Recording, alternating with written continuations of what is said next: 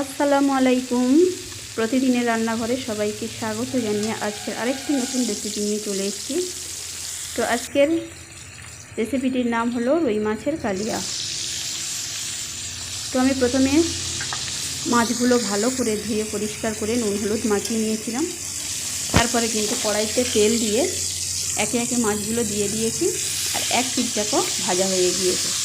তো আর এক পিঠ আমি ভেজে নেব। তো খুব বেশি কড়া করে ভাজবো না, একটু হালকা করে ভেজে নেব। তো এইদিকে দেখতে পাচ্ছি আমি একটু হালকা ভেজেছি, আর ও পিঠটাও একটু হালকা করে ভেজে নেব। তো আমি হালকা করে ভেজে নিয়ে এখন মাছগুলো তুলে নিচ্ছি। যে অবশিষ্ট তেলগুলো আছে এতে কিন্তু আমি এখন পেঁয়াজ কুচি দিয়ে দেব। তো পেঁয়াজ কুচি দিয়ে ভালো করে নাড়াচাড়া করব যতক্ষণ পর্যন্ত না পেঁয়াজগুলো একটু নরম হয়ে আসে। তো তারপরে দিলাম কাঁচা লঙ্কা। তো দুটো করে ভালো করে একসঙ্গে নাড়াচাড়া করে নিলাম। তারপরে দিলাম আদা রসুন বাটা, একসঙ্গে দিলাম, অল্প একটু দিলাম, বেশি দিলাম না। তো এটাকে আমি তেলের সঙ্গে ভালো করে কষে নিচ্ছি যতক্ষণ পর্যন্ত না আদা রসুনের গন্ধটা চলে যায়।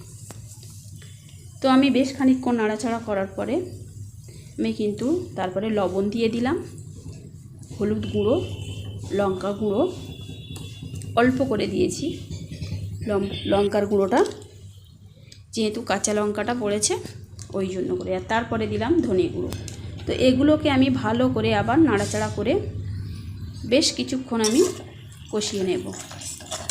তো মশলাটা যাতে না পুড়ে যায় সেদিকে খেয়াল রাখতে হবে, কারণ মশলাটা পুড়ে গেলে ভালো লাগবে না, তরকারির স্বাদটা কিন্তু নষ্ট হয়ে যেতে পারে। তো আমি বেশ কিছুক্ষণ নাড়ার পরে তারপরে কিন্তু একটু পানি দিয়ে দিলাম। তো এই পানিটা দিয়ে আমি বেশ কিছুক্ষণ কষাতে থাকব। তো কষিয়ে নেব, আর তারপরে কিন্তু একটু পানিটা মরে গেলে আমি কিন্তু ওতে জিরে গুঁড়োটা দিয়ে দিচ্ছি, কারণ আমি জিরে গুঁড়োটা আগে দিইনি।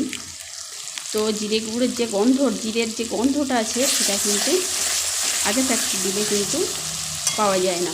আর যেহেতু মাছের ঝোলে একটু জিরে গুঁড়ো বা জিরে বেটেও দিলে খুব ভালো লাগে। তো আমার কাছে গুঁড়োটা ছিল বলে আমি গুঁড়োটাই দিয়ে দিলাম। তো তারপরে হালকা একটু নাড়িয়ে চাড়িয়ে কিন্তু আমি বেশিক্ষণ কষাইনি জিরে গুঁড়োটা দিয়ে, তারপরে কিন্তু আমি পানিটা দিয়ে দিলাম। তো এই পানি দেওয়ার পরে যতক্ষণ না ফুটে উঠবে ততক্ষণ কিন্তু আমি মাছগুলো দেব না। তো ফুটে ওঠার পরে কিন্তু আমি এক এক করে মাছগুলো দিয়ে দিচ্ছি।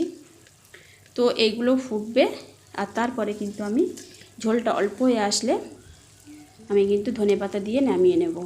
তো বন্ধুরা, আজকের ভিডিওটা এই পর্যন্ত।